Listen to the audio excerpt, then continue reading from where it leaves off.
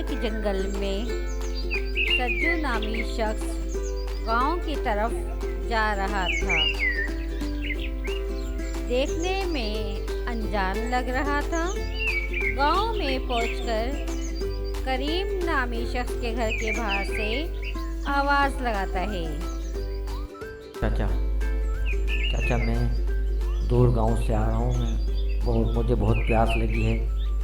क्या आप मुझे पानी पिला सकते हैं? क्यों नहीं, आओ अंदर आओ। मैं आपको खाना भी खिलाऊंगा और पानी भी पिलाऊंगा। तो भाई, तुम्हारा नाम क्या है? तुमने अभी तक अपना नाम नहीं बताया। चाचा, मेरा नाम राजा है और मेरा इस दुनिया में कोई नहीं है। न मेरा घर है, न मेरा कोई ठिकाना। बस निकल पड़ा था आपके गांव की तरफ, तो मुझे प्यास लगी तो मैं आपके पास आ गया। क्यों ना तुम आज हमारे यहाँ रुक जाओ, तुम्हारी थकन भी दूर हो जाएगी और फिर जब चाहो तुम चले जाना। इतने में चाचा करीम की बीवी, जो कि चाचा करीम की तरह एक नेक और शरीफ खातून थी, चाचा करीम को आवाज़ लगाती हैं। आप किससे बात कर रहे हैं? क्या आपके साथ कोई मेहमान आया है?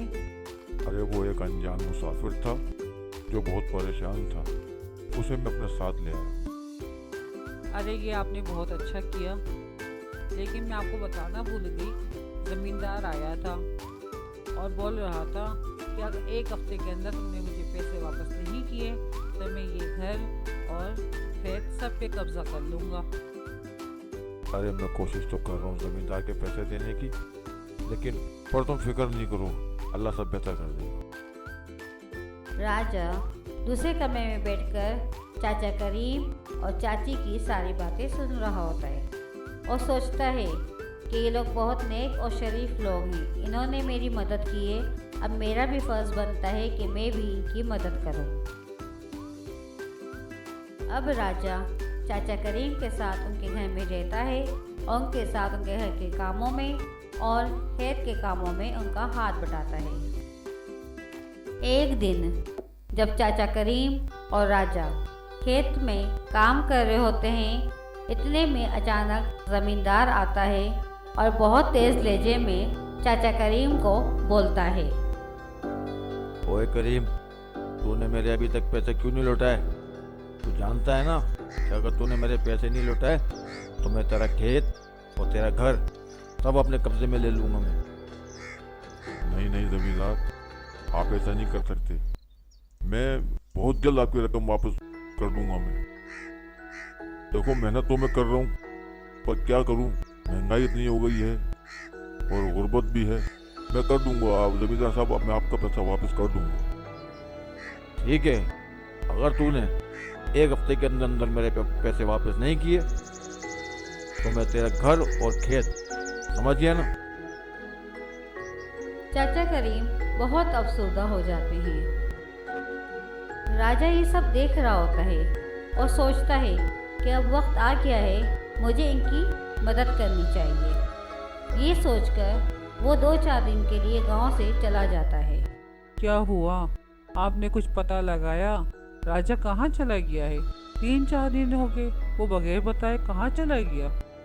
क्या बताऊँ कहाँ चला गया? मैंने तो सब जगह ढूंढ लिया उसको, पर उसका कुछ पता ना लगा। जहाँ भी हो, अल्लाह खैर करे, अल्लाह उसकी हिफाजत करे। ओए करीम है, कहाँ चुप कर बैठा है? बाहर आ, मैं आ गया। आज तो मैं तुझसे सब वसूल कर लूँगा। लगता है ज़मींदार आ गया। अब क्या करेंगे? हाँ भाई करीम, अब एक हफ्ता पूरा हो गया है। अब जो है ये मकान मेरे हवाले करो और खेत मेरे हवाले करो और बस यहाँ से चलते बनो, बहुत हो गया। नहीं ज़मींदार साहब, रहम करो हम गरीबों पे। हर महीने तो मैं आपको पैसे देता हूँ, मगर आप जो है हर महीने डबल पैसे हमसे लेते रहते हो। और मैं कितने पैसे दूँ आपको? मैं जो कमाता हूँ वो तो सब आप ले जाते हो। हमारे साथ ऐसा जुल्म ना करें। अरे बस बहुत हो गया, अब निकलो यहाँ से और सब मेरे हवाले करो और चलते बनो, बस बहुत हो गया।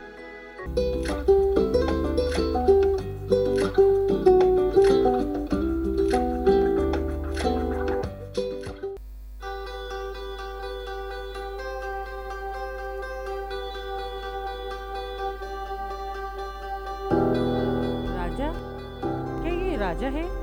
ठहरो जमींदार, तुम्हारा हिसाब किताब तो मैं करूँ। राजा तुम?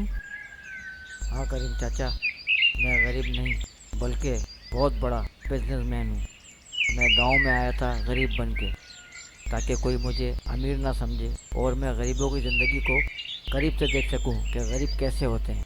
आज मुझे पता लगा कि गरीब कैसे होते हैं और पैसे वाले कैसे होते हैं। राजा जमींदार का सारा कर्ज उतार देता है और इस तरह चाचा करीम और चाची बहुत खुश हो जाते हैं। अब उनका घर और उनके खेत उनसे कोई नहीं छीन सकता था और इस तरह चाचा करीम और चाची को अपनी रहम दिली का इनाम मिल जाता है और कहानी ख़त्म हो जाती है।